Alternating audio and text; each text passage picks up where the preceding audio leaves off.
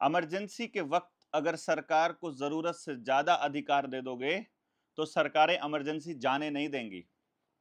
हमने आपको बहुत पहले बताया था कोरोना के वक्त में भी, और अभी फिर वैसे ही हालात हैं। जाकर के बॉर्डर चेक करो एक बारी, कोई गोलाबारी नहीं है वहां पर, किसी तरह का कोई कोई युद्ध का आसार नहीं चल रहे हैं। लेकिन भक्तों को यह लगा पड़ा है कि वो फटाफट जाकर के इस्लामाबाद के ऊपर कब्जा कर लें। वैसे ही प्लॉट मिलेंगे आपको जैसे कश्मीर में मिले हैं। कश्मीर में भी जब वो धारा 370 वाला खेल चला था, तब आप लोगों को यह लगा था ना कि भाई शायद हम लोगों को प्लॉट मिलेंगे वहां। तो आप लोगों को तो मिले नहीं, अडानी को तो दे दिए लिथियम के पूरे भंडार। ये जो लाइट गुल करने का खेल है, जो टीवी के ऊपर सायरन बजने का खेल है, मोबाइल के ऊपर अलर्ट आने का खेल है, ऐसे अलर्ट आपके पास ग्लोबल वार्मिंग के नाम पर भी आए हैं। ऐसे अलर्ट आपके पास पहले भी आए हैं जब आपका फोन जाम हो जाया करता था। एक बात सोच कर देखिए, यदि आपका फोन कंपनियां एक बटन दबाकर जाम कर सकती हैं और अपनी मर्जी से इस तरह से मैनेज कर सकते हैं कि आप उस पर कुछ भी ना कर पाओ, वो सायरन की आवाज आ रही है आप उसको बंद भी ना कर पाओ, तो वो उसको जरूरत से ज्यादा हीट भी कर सकती है।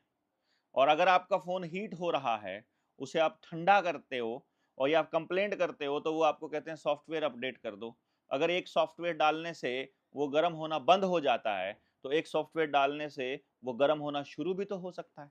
और जब वो गर्म होना शुरू हो सकता है, तो वो ज़रूरत से ज़्यादा भी गर्म हो सकता है।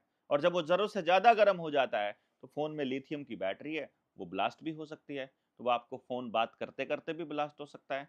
वो आपका फ़ोन चार्जिंग पे लगा-लगा आपके बेड के बराबर में भी ब्लास्ट हो सकता है। वो आपके पेट्रोल की टंकी के पास भी ब्लास्ट हो सकता है। ये बात आपको मालूम होना चाहिए। इसी तरह से हमने ये प्लान किया है कि हम लोग जाएँगे, देखते हैं बॉर्डर के ऊपर कि क्या खेल है। हम लोगों में से जो भी साथी आना चाहते हैं, हम लोग भारत और पाकिस्तान के बॉर्डर पर जाना चाहते हैं।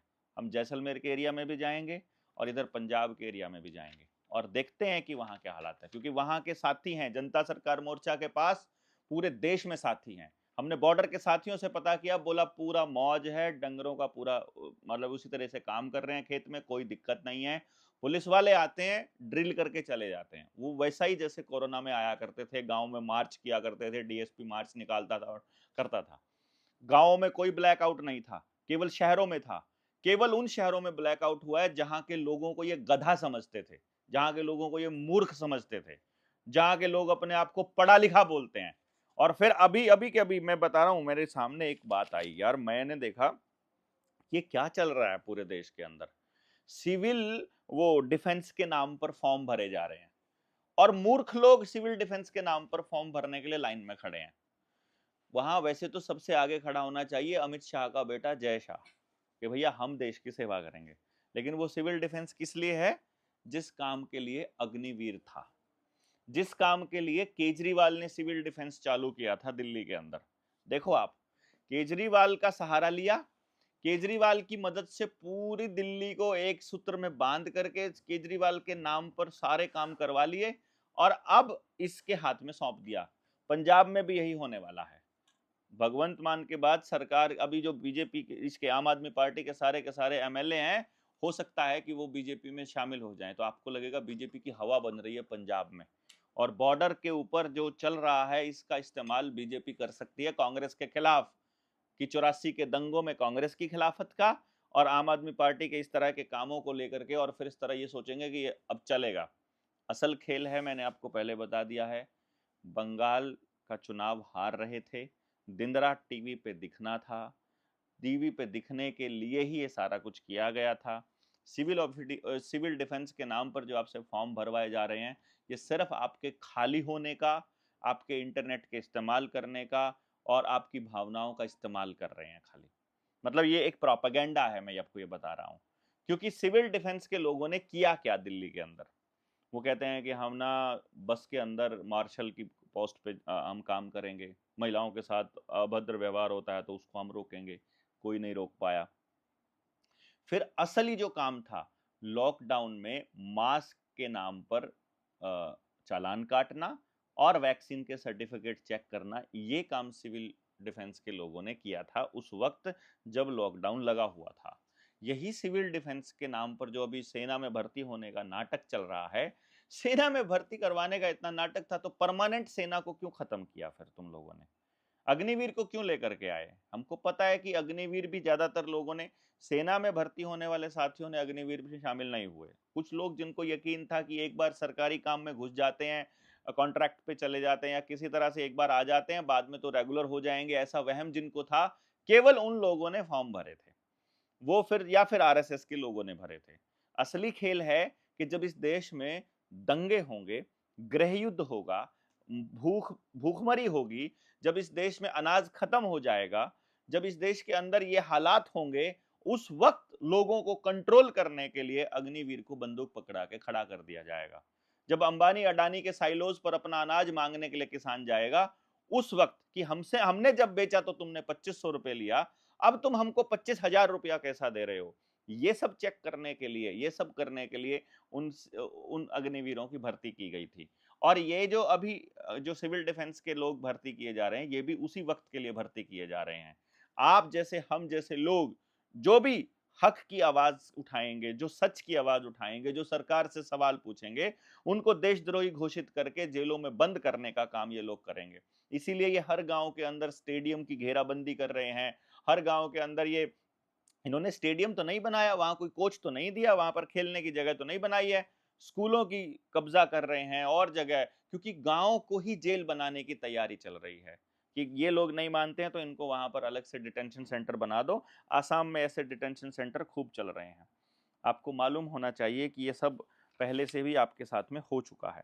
इसलिए मैं चंडीगढ़ जैसे, जबलपुर जैसे शहरों के लोगों से ये कहना चाहूंगा जहां पर इन्होंने लॉकडाउन को पूरी तरह से अमली जामा पहनाया।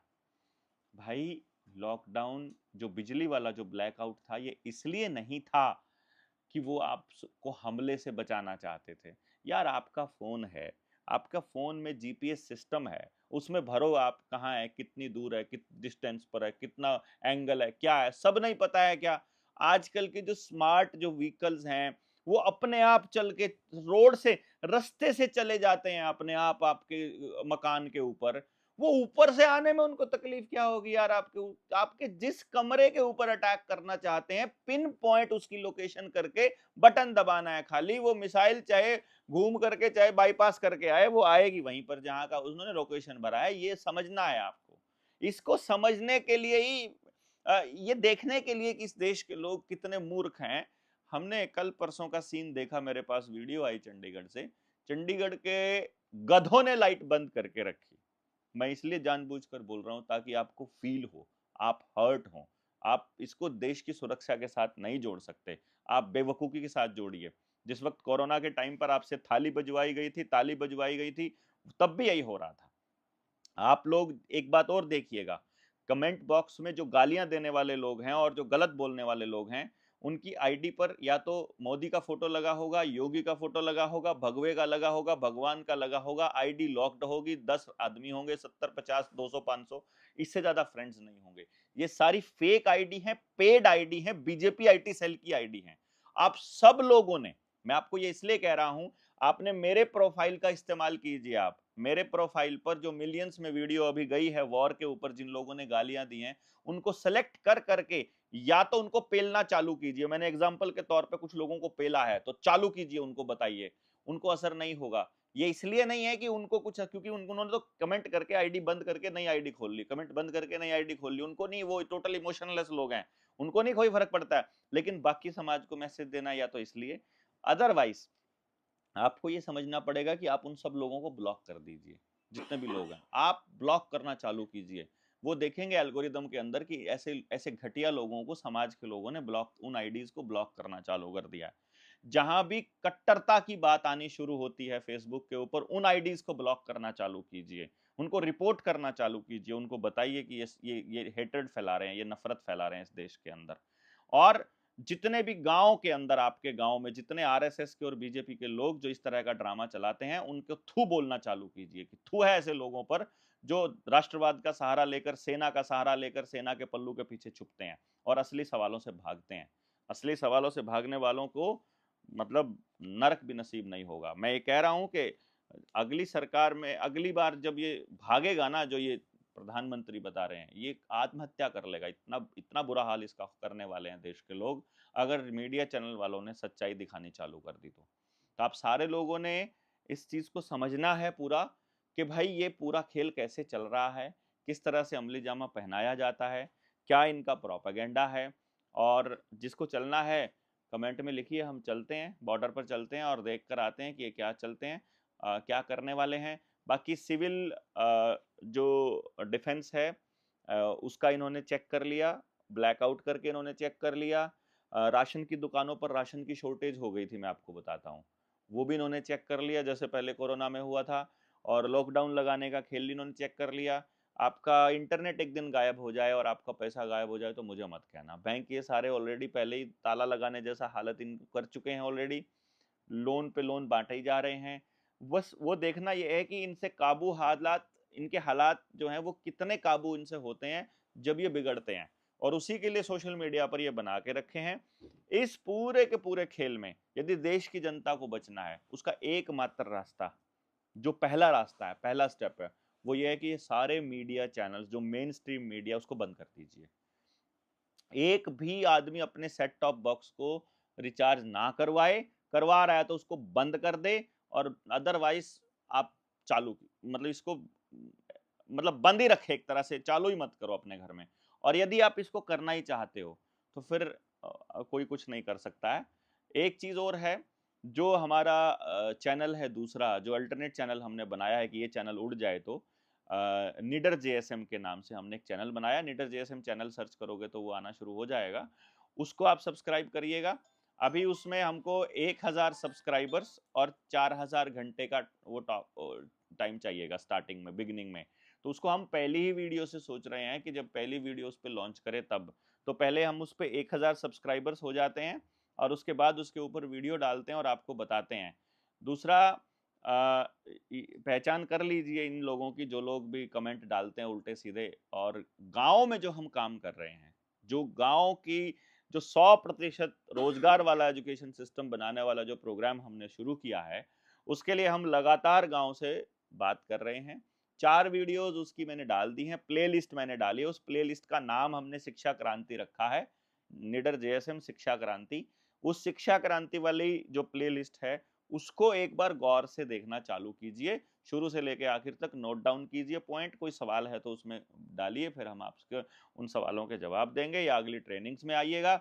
हमारे गांव में इस कार्यक्रम को हमने शुरू कर दिया है। 8 जुलाई को जो कार्यक्रम हम करने वाले हैं, जो किताब की लॉन्चिंग का प्रोग्राम है, यदि मिनिमम 20,000 लोगों का आना कंफर्म नहीं हुआ तो फिर प्रोग्राम को हम उस तरीके से अमली जामा नहीं पहना पाएंगे जो हमारा इरादा है। इसलिए आपको अपने आसपास के लोगों को वैसे ही जगाना चालू कर दीजिए, अपने गांव में बस काम चालू कीजिए, आपको कहीं नहीं जाना है, कोई पैसा खर्च नहीं करना है, बस अपने गांव में करना है। कैसे करना है वो मैंने 4 वीडियोस मैंने डाल दी हैं, आज चौथी थी और 5वीं फिर डालनी शुरू होगी कल के प्रोग्राम के बाद। यानी कि कल के प्रोग्राम के बाद सुबह 10 बजे 10:10 पर मैंने वीडियो को हमारा हम लोग मोस्टली मैं या तो शाम को 5 बजे का टाइम देता हूँ या सुबह 10:10 का जो शेड्यूल होता है, तो उस वीडियो को उतने टाइम पर अगर लाइव समय पर ही देखेंगे तो और ज़्यादा लोगों तक भी रीच पहुंचेगी। तो आप सब लोगों ने आप लोगों को कमेंट करना है, अपनी बात बतानी है सारे मुद्दों के ऊपर कि हम सही कर रहे हैं कि गलत कर रहे हैं, गलत कर रहे हैं तो क्या गलत कर रहे हैं तर्क के साथ। तो आप सब लोगों का बहुत बहुत धन्यवाद। जय हिंद, जय भारत।